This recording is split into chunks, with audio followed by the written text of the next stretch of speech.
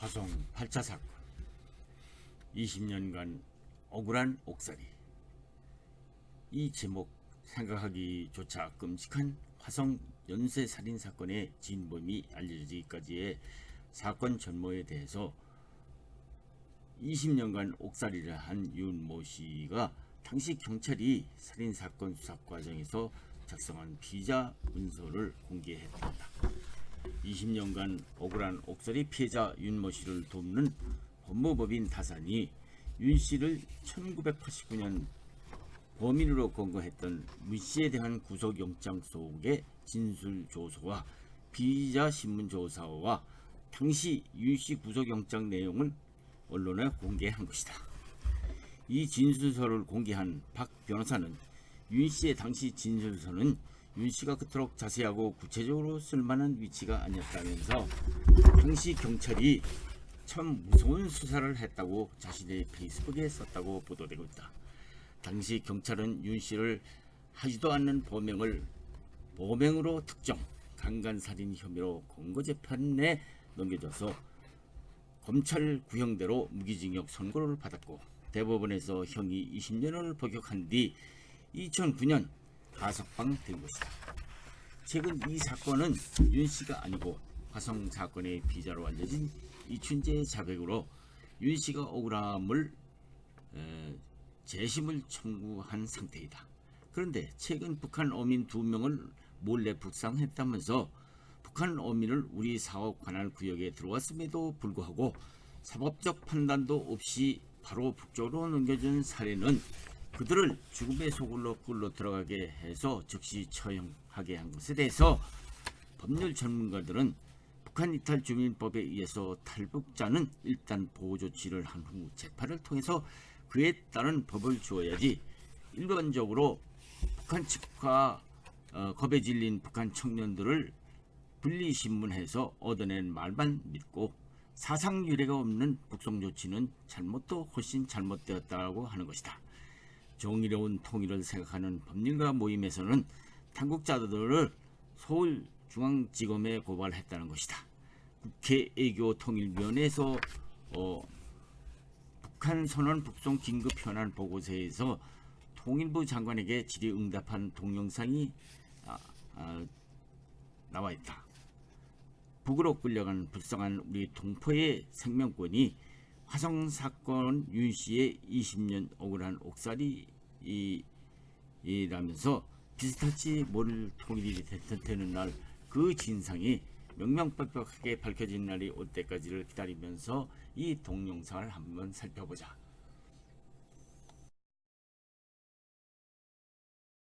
상대를 하고 포박을 하고 재갈까지 준비하고 갔다는 게 어떤 신문에 나온 거 아닙니까? 그리고 이제까지 우리가 많은 걸 봤지 않습니까? 자기 의지로 북한을 가겠다고 한 사람은 휴전선 넘어갈 때 김정은 원수님 만세하고 만세를 외치며 가는데 북한 군인들 보고 주저앉았다는 거 아닙니까? 저게 만약에 김정은 원수님 만세라고 했으면 통일부도 그렇게 했다고 이야기를 하겠죠. 그걸 봐서는 분명히 저 사람들은 아무것도 모르고 갔고 거기 갔으면 뭐 북한 군인 보면 이제 발이 저절로 풀리니까 주저앉지 않았겠습니까? 이런 모든 것들을 보면 아 진짜 이 사람이 먼저다 그러고 인권이 먼저다 그러는 이런 정부에서 어떻게 이런 일이 벌어질 수 있는지 난 이번에 심각하게 한번 좀 짚어보고 넘어가야 될 것 같다 이런 생각이 듭니다. 자, 통상적인 그런 조사가 있었습니까 없었습니까? 합동신문 조사에 중앙합동정보조사 있었습니까 없었습니까? 통상적으로 하는 방법. 정해진 절차를 처음부터까지 한 거죠. 중앙합동정보조사가 있었다라고 얘기를 하고 있습니다. 제가 듣기로는 없었던 걸로 알고 있는데 통상적인 절차로 하지 않았던 걸로 알고 있는데 이 부분에 대해서도 대단히 통일부 장관께서 다음에 혹시라도 허위 만약에 보고를 했을 경우는 책임을 지시기 바랍니다. 국방부나 국정원 청와대로부터 어디로부터 통일부는 제일 먼저 이 내용을 보고받았습니까? 이 납포는 통상적으로 상황 보고를 받게 되어 있습니다.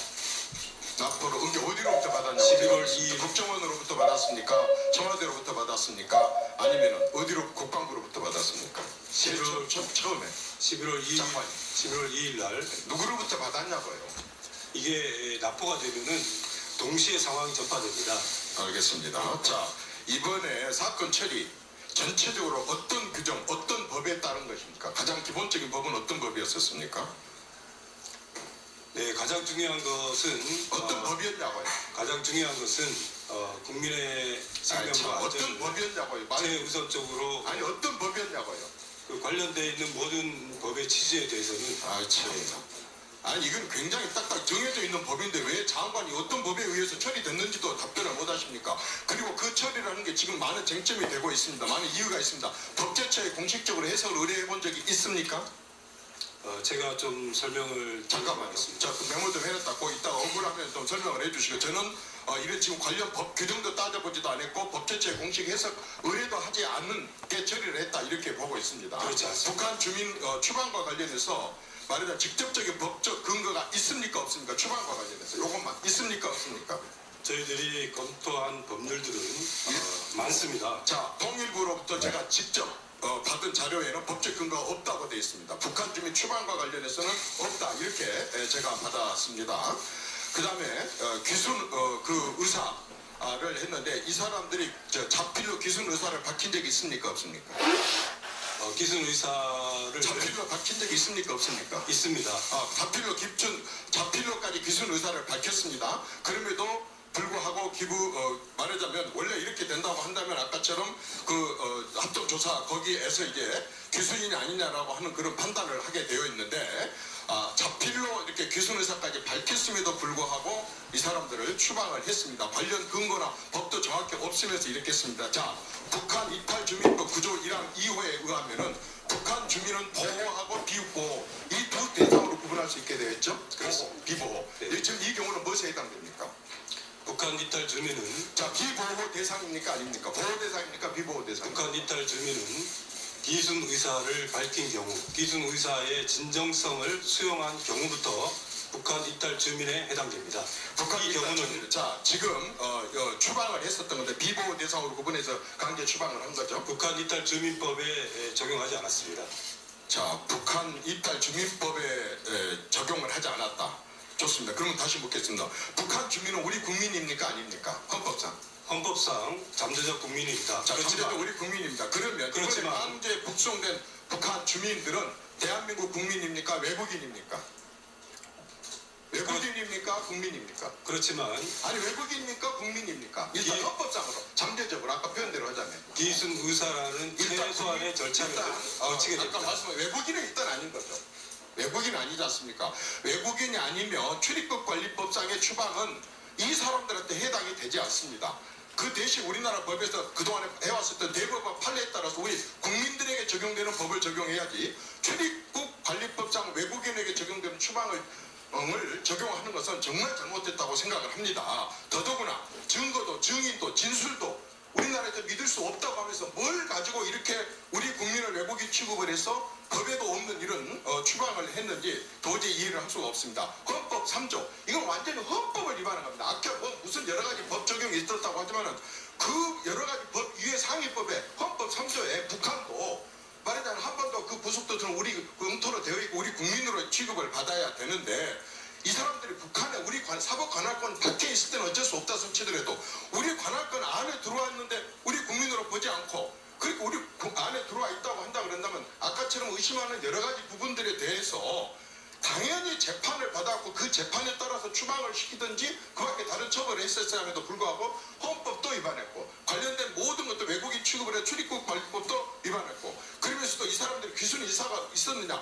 귀순 의사가 있었느냐 없었느냐 정도가 아니라 자필로 귀순 의사를 밝혔음에도 불구하고 우리 정부에서는 이 본인의 의사를 완전히 다 무시해버리고 말하자면은 이 사람들을 갖다가 추방을 해서 완전히 사지로 보냈습니다. 북한은 고문위험 국가입니까 아닙니까? 고문위험 국가입니까 아닙니까? 국가입니다. 고문위험 국가에서 그 나라로 개인을 추방하거나 송환 인도하면 안 된다고 하는 국제법에 대해서 알고 있습니까 모르십니까? 알고 있습니다. 그런데 그 사람들 사법 절차도 거치지 않고 이렇게 위험한 곳으로 우리는 바로 보냈습니다. 북한하고 우리는 범죄 인도 협약이 있습니까 없습니까? 없습니다. 없는데 그냥 또 우리는 그쪽에서 요구도 하지도 않았는데도 그쪽으로 추방을 해서 이렇게 보냈습니다. 세상에 이럴 수가 있습니까? 얼마나 인권을 중요시한 정권이었습니까? 얼마나 민족과 이 부분을 강조했었던 그런 정권이고 그런 사람들이었습니까? 전부 그 기록들이 남아있는데 어떻게 우리 정말 보내면 그 사람들은 거기서 어떤 어려움을 당할 거라고 많이 알면서도 이렇게 졸속으로 해서 보내버립니까? 장화 지난번에 제가 질문했을 때 동력선이냐 목선이냐 그랬을 때 굳이 동력선이라고 막 강조했었죠. 근데 오늘 또 목선이라고 그러셨죠. 아까 보고하실 때. 목선이라고 했습니까? 안 했습니까? 목선이라고 했습니까? 안 했습니까? 모터가 달리는. 아까 목선이라고 그렇게 했지 않습니까? 지난번에 제가 얘기했던 동력선이라고 빡빡 우겼지 않습니까? 이렇게 기본적인 것조차도 장관이 지금 파악하고 있지도 못하고 조사사라도 제대로 보지도 끝까지 읽어보지도 않고 이렇게 하면서 이렇게 사지로 보냅니까? 국민들이 언론에 날리지 않고 살짝 비밀리에 보내려고 덮여가지고 지금 이렇게 어처구니없는 그런 국민들에게 의혹들을 주고 있습니다. 이 모든 부분에 대해서 문제가 드러나게 되면 이건 당연히 청와대가 책임을 져야 되겠죠? 컨트롤 타워니까. 답변을 좀 드려도 되겠습니까? 예. 일단 의원님께서 지적하신 이 부분은 지난 10년간 정부와 관계없이 일정한 원칙과 기준에 따라서 처리를 한 것입니다. 그런 부분들에 대해서 헌법 3조의 적용에 관련된 그동안의 어떤 그 처리 결과에 대해서도 이해를 해주시면 고맙겠습니다. 지금 그거는 무슨 얘기예요?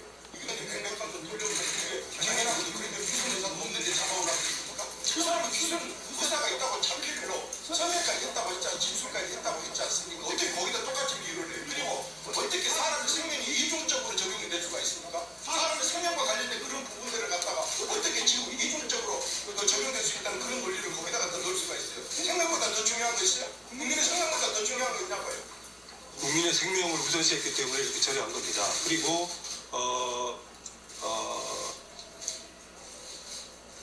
네, 그렇습니다. 네, 수고하셨습니다. 다음 총리. 볼 수 있어요. 지금 이제 국제사회의 어떤 유엔 인권단체들에서 이 강제 북송 문제를 심각하게 지적하면서 비난하고